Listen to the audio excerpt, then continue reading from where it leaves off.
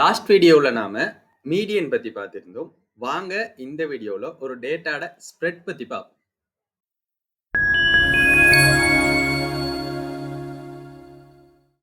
Last வீடியோவில் நம்ம பார்த்த அதே எக்ஸாம்பிள் பார்ப்போம். ஒரு வகுப்புல உள்ள மாணவர்களை எடுத்துக்கொள்வோம்.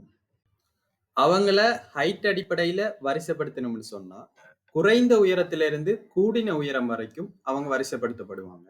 அந்த வகுப்புல உள்ள ஒரு சில மாணவர்கள் அவங்களோட வயசுக்கு ஏற்ற உயரத்தில் இருக்க மாட்டாங்க. ஒரு சிலர் மிகவும் குள்ளமா இருப்பாங்க, ஒரு சிலர் மிகவும் உயரமா இருப்பாங்க. இதே போலதான் நம்மட அன்றாட வாழ்க்கையில கிடைக்கிற டேட்டா செட் ஒரு சீரான அதிகரிப்பையோ சீரான குறைவையோ காட்டாது. அதாவது டேட்டாக்களுக்கு இடையிலான வித்தியாசங்கள் சீரானதாக இருக்காது. Data spread. Spread refers to the variability or dispersion of data in a data set, which tells you how much the data values differ from each other. அதாவது டேட்டா ஸ்ப்ரெட்ங்கிறது டேட்டாக்கள பரம்பல். ஒரு டேட்டாவில இருந்து இன்னொரு டேட்டா எப்படி வித்தியாசப்படுகிறதுங்கிறத காட்டுறது தான் டேட்டா ஸ்ப்ரெட்.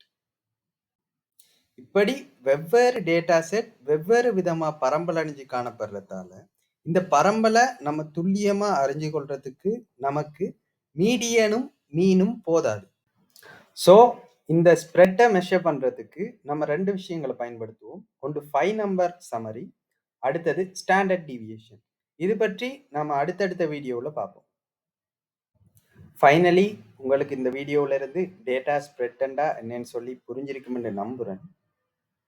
இப்படிப்பட்ட பயனுள்ள தகவல்களை தமிழ்ல பெற்றுக்கொள்றதுக்கு நீங்க எரர் அனாலிசிஸ் சேனலை சப்ஸ்கிரைப் பண்ணுங்க.